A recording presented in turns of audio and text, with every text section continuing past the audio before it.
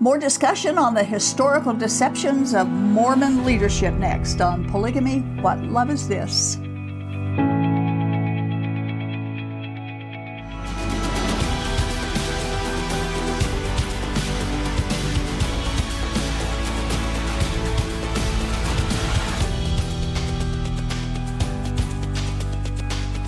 Quite a while ago, we started a series entitled 101 Deceptions, Prevarications, Dishonesty, and Lying for the Lord Practiced by the Original Mormon Polygamous Church. Now, these ungodly practices continue in both the LDS Church today, as well as the Mormon polygamy groups. Now, it's been a long time since we visited this discussion, and now the list is up from 101 deceptions to 152 of them. They found a few more. Found a few more, yeah. In John 1:47, when Jesus first met Nathanael, he said this, "Behold, an Israelite indeed, in whom there is no deceit." Isn't that interesting statement? The LDS Church has always claimed to be the true Israel of the latter days, but that cannot be true, proven by the massive deceitfulness in which they have historically conducted themselves regarding polygamy, blood atonement, lying for the Lord, racial prejudice, lying to Congress, and so on. Yeah. They have deceit. They have. Jesus said a true Israelite has no deceit. We ended last time with number 54, so number 55 is next on our overview, but, and of course we don't do every point, right, we just don't have time, just the outstanding ones. But before we start with number 55, just for a review, we want to discuss number 54 again because it's so important. Yeah, it is. Lying became such an integral practice with the Latter-day Saints. Church leaders instructed members how to lie about polygamy according to the testimony of members given under oath. This is from the Solemn Covenant, page 365. Very good book about early Mormon polygamy, by the way. And, you know, we're not making things up. Both the LDS Church and the polygamy groups are frequently in the news because of some kind of massive deceit or illegal financial or sexual activities being exposed. It's ongoing. We quote from Psalms, a description of the person who is blessed by God. Yeah, Psalms 32, verses 1 and 2. "Blessed is the one whose transgression is forgiven, whose sin is covered. Blessed is the man against whom the Lord counts no iniquity, and in whose spirit there is no deceit." Yeah, there we go. In whose spirit there's no deceit. And 1 John tells us that no lie comes from the truth, yet multiplied lies and deceitful cover-ups have come from Mormonism and the polygamists, and they still do. But Jesus doesn't lie. He cannot lie. He doesn't need or recruit liars to protect his people, nor does he ever command his people to lie to protect him or his church. So, beginning with number 55, we quote from MormonThink.com. Number 55. Loyalty was more important than honesty in the early church and is still considered more vital than truth. Joseph's instruction to the 12 in 1839 was that above all else, quote, "do not betray your friend." End of quote. He frequently reminded members that they should honor friendships above all else, even to death. Wow. Yeah, that's pretty powerful there. Now, the LDS and polygamy groups are to exhibit unquestioning, unmoving faith. Blind loyalty, blind obedience, lying to outsiders are seen as great attributes for the member. Robert Oakes wrote in the Ensign, which is a Mormon church publication, an article entitled "Believe All Things," quoting from the Bible, something that the Apostle Paul said. The Apostle Paul, tells us that charity, that most important of all virtues, believeth all things. For us to believe all things means to believe the doctrine of the restored gospel of Jesus Christ, as well as the words of the latter-day prophets. It means to successfully erase our doubts and reservations. It means that in making spiritual commitments, we are prepared to hold nothing back. It means we are ready to consecrate our lives to the work of the kingdom. Wow. Talk about indoctrination. But if we to apply Paul's original teaching that he's quoting, we could not believe in the doctrine of a restored gospel simply because Jesus had already promised his church that his word would endure throughout all generations, that his church would too. Yeah. Jesus promised endurance forever of his word and his church. Did Jesus lie? Those who believe in a restored LDS gospel is calling him a liar. Before we believe all things, we need to obey God who said, test everything. God who said, search the scriptures to see if these things are true. He doesn't want us to believe a lie. That's right. If it's not true, he doesn't want us to believe it. Doubts for a Mormon or a polygamist is a good thing, but all doubts should be investigated. The same Bible from which Oakes quoted tells us to test everything. So we test them before we just automatically believe everything. We quote the final statement of number 55. The bold commandment to avoid critical thinking, abandon healthy skepticism, and blindly obey church leaders is another reason some outside the LDS Church view it as a cult. Many mainstream religious groups encourage critical thinking and questioning beliefs and practices. And Mormonism is a cult. Yeah. They don't like to hear it, but it's true because their teachings just do not agree with the Bible. Even though they claim they follow Jesus, they do not believe most of what he taught. Loyalty is more important to them than honesty, and even the Book of Mormon tells the Mormon reader that all liars will be sent to hell. So why are they lying?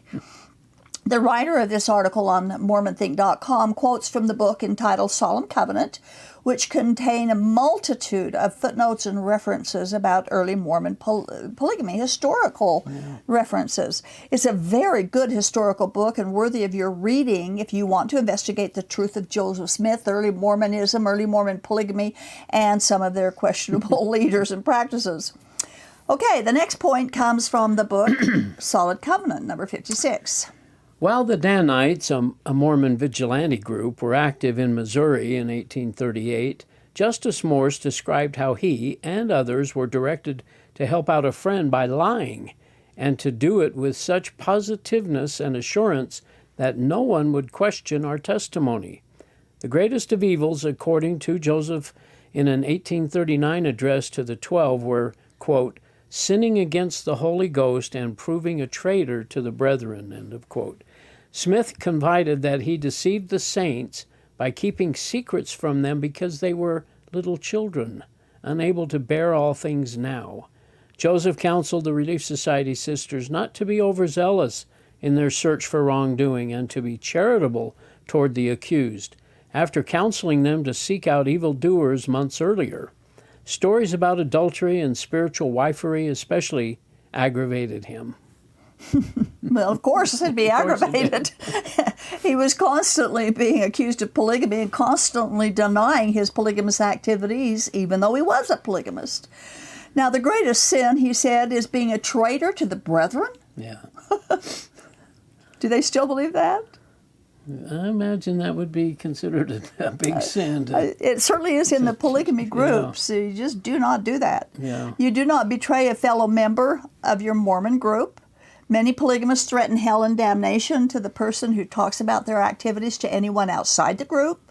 Their religion is based on fear, threats, shame, and guilt. Probably worse in the polygamy groups than, would you think? Yeah, there's more they have to protect in the polygamy groups. A lot more secrecy and silence and shaming threats, and stuff. Now, the writer goes on to say that we would think sexual predatory practices, raping and sexually assaulting teenage girls in Nauvoo would have caused him to list them among the most abominable of sins. But he didn't, because he was doing those things himself. Of course, he would condemn the very things he was doing, saying he wasn't doing them. Now, history does show that Joseph Smith was a scoundrel. Now, the devil's always sending out someone else for people to believe in alongside of or instead of Jesus. But it is only Jesus who can and who does have the power to save us. On the cross, he purchased our salvation. Joseph Smith is nothing. Next, number 57. Boy, they're coming fast and furious here, huh? In a debate between John Taylor and a Protestant minister in 1850, John Taylor denied that the Mormons practiced polygamy. Good heavens. At the time, he was the husband of multiple wives. In a public discussion in France, he quoted from their Doctrine and Covenants, page 330, quote, "Inasmuch as this Church of Jesus Christ has been reproached with the crime of fornication and polygamy, we declare that we believe that one man should have one wife, and one woman but one husband, except in cases of death, when either is at liberty to marry again," end of quote. Taylor knew that the real revelation on marriage was the one on plural marriage, but refused to admit it to his audience. And he later became president of the church. Third president. John Taylor knowingly lied and misled those who were at that debate. He knew that Joseph Smith had revelation on polygamy, and John Taylor himself was a polygamist at the time. He was denying polygamy. Why did he lie about it? Was he ashamed of his polygamy? Was he ashamed of his religion? Yeah. Or was he afraid that he wouldn't get Mormon converts if the people he was trying to convert knew the truth about their polygamy? But lies will never open the doors into heaven. We're going to skip to point number 64 about polygamy in Utah before the 1890 Manifesto. While lobbying on behalf of the first presidency in Washington, in 1887 for Utah statehood, Franklin S. Richards and John T. Kane prevaricated, stating that polygamy was a, quote, dead issue, end of quote, in Utah, and that it wouldn't be revived. They attempted to explain away the church's position on polygamy by saying that plurality was not a commandment and that celestial and plural marriages were not the same thing. This was wholly untrue, yet their conduct received approval from the first presidency. Apostle John Taylor admitted to church members in Nephi, Utah, that the statements made in Washington were a damn lie. Yes. Duplicity on the part of the church leaders was not reserved only for those outside the church. It was served up to members as well. Current members are not informed in official church histories of the numerous lies promulgated by their revered prophets and apostles. So they deceive themselves and they deceive their members, their very members. Any way they can, just to soften any kind of controversy or truth. And when you lie, then you have something to hide. That's right. And then you have to remember what your lie was and lie to cover up that one, and on it goes. Now, members of today's Mormon Church and its many break-off groups are generally not allowed to know about the lies and dishonesty that their previous and present leader and prophets have advocated and supported. Now, that quote was in 1887. They said polygamy was a done issue, yet the manifesto didn't happen until 1890. And even then, the church itself continued with polygamy until 1904.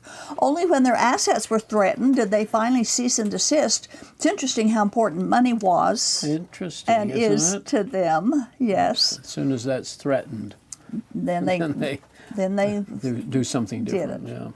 But even then, the many polygamists that stubbornly refused to follow the laws of their country continued with polygamy to this very day. They do. And one more comment from the very beginning of Joseph Smith's section 132 revelation on polygamy, plural marriage and celestial marriage were synonymous. It was only after the church gave up polygamy that they decided to redefine the term celestial marriage. So now it means something different than it did then. Yeah. Celestial marriage was polygamy, and polygamy was celestial marriage. Number 66? Number 66. The Manifesto of 1890 prohibiting polygamy was in fact another attempt to dupe the U.S. government and to some extent ordinary church members into believing that the LDS Church intended to comply with the mandate of the government to abandon polygamy. Church members at that time generally fell into two groups. One, those who believed that the leaders only pretended to give in to government pressure to obtain statehood, and two, those who believed that the manifesto was necessary as a hedge against discovery of the true facts about polygamy in Utah. Okay. Now, Mormon church leaders deceived themselves, even themselves, by believing that once Utah became a state, they could then incorporate polygamy into the state constitution and make their own polygamy, make it legal, their own laws. Obviously, they held their hands behind their backs with crossed fingers, but their scheme wasn't possible. Instead, they were forced to put in the Constitution that polygamy was forever prohibited. It's still there. Yeah. In fact, the manifesto was just another tactic to deceive the United States of America, as we read in the next point, number 67. Thomas J. Roser was a missionary in Wales in 1908. He asked his mission president, Charles W. Penrose, if the 1890 manifesto banning plural marriage was a revelation from God.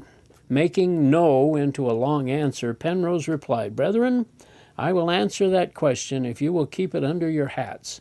I, Charles W. Penrose, wrote the manifesto with the assistance of Frank J. Cannon and John White. Wilford Woodruff signed it to beat the devil at his own game." And they know that. Yeah. They know that it wasn't from God.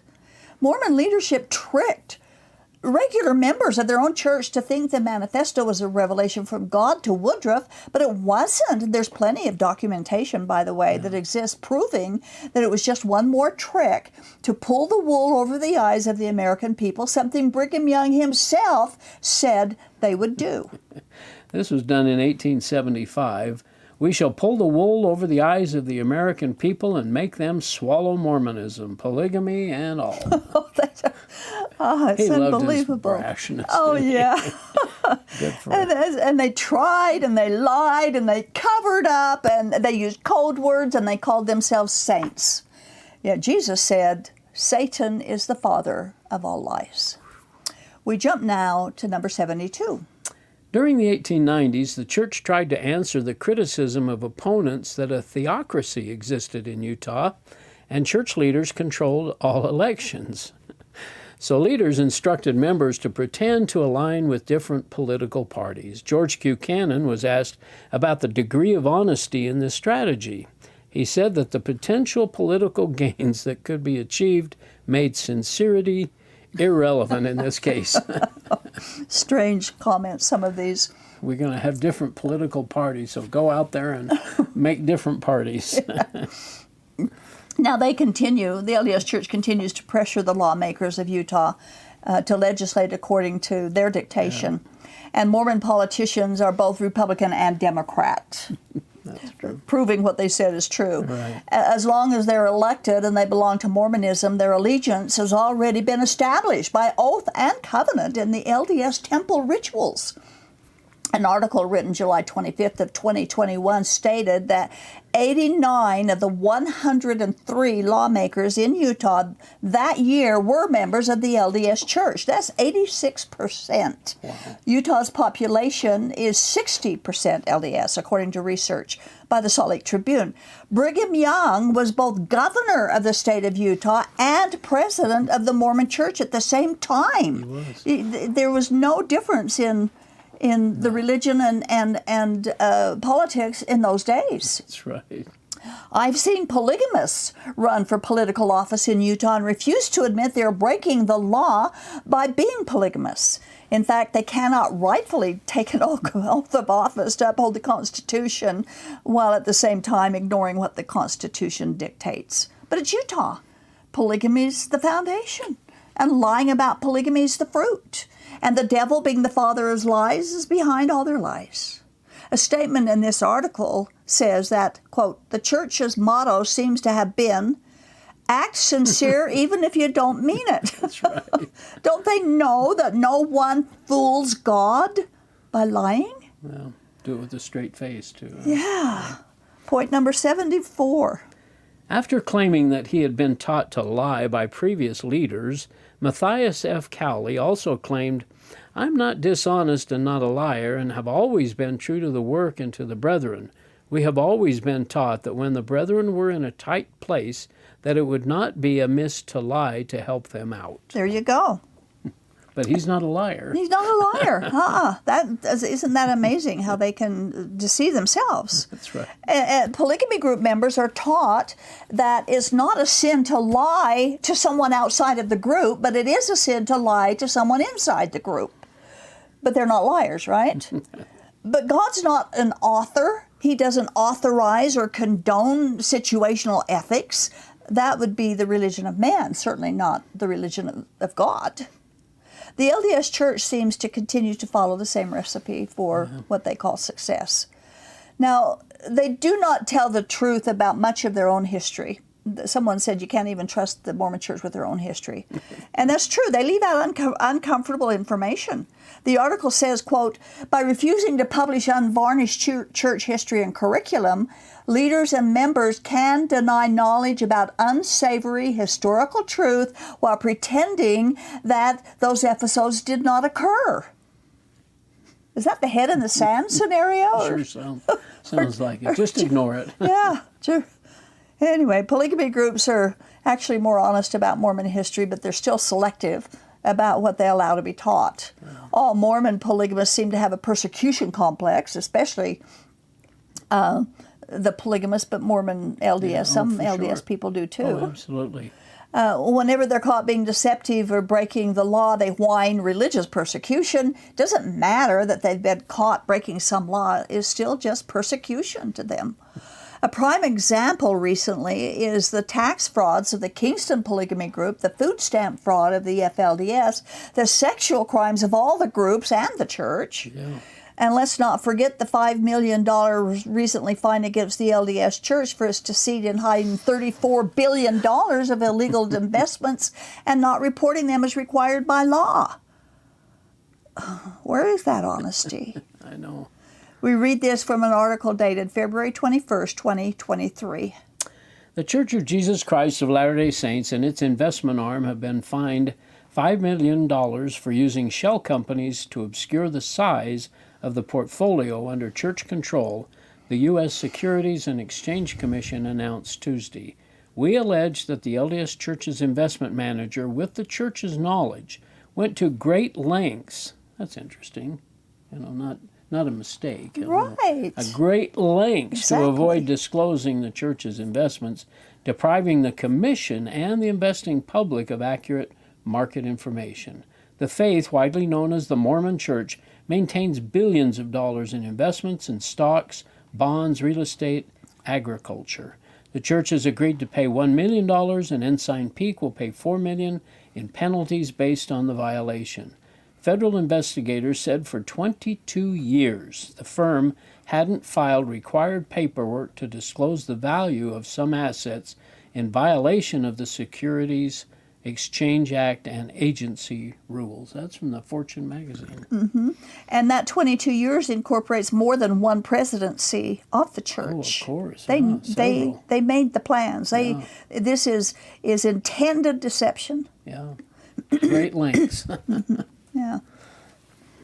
So we have to question, how can a church who claims to be Jesus' only true church be involved with hoarding such huge sums of money, violating existing laws requiring disclosure of those investments? And they knew that there was laws that they had to disclose those investments. Yeah, they have a team of attorneys. They're not a dumb group up there. That's right. Yeah. They can't claim ignorance here. No.